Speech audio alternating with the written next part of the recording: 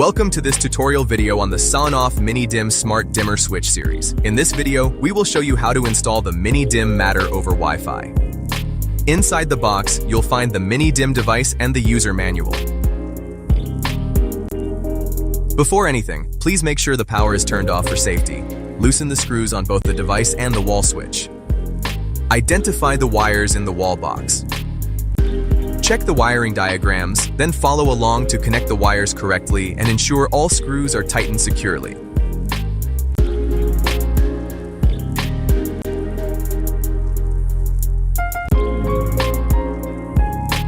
If you are using a one-way switch, you do not need to connect the device's S2 terminal to the switch's L2 terminal.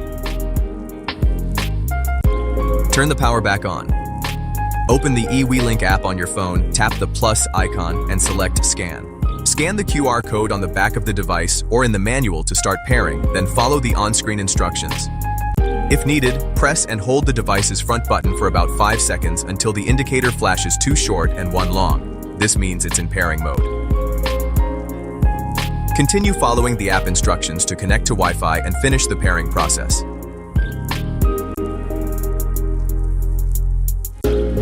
Turn the power off again and carefully place both the device and your wall switch back into the wall box. Finally, turn the power back on. Confirm whether your switch is a one-way paddle switch, one-way momentary switch, or two-way momentary switch. If it is a one-way paddle switch, switch to one-way paddle switch mode in the app. Press once to turn the light on.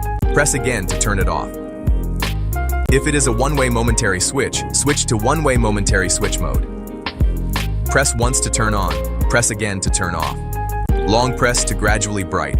Long press again to gradually dim.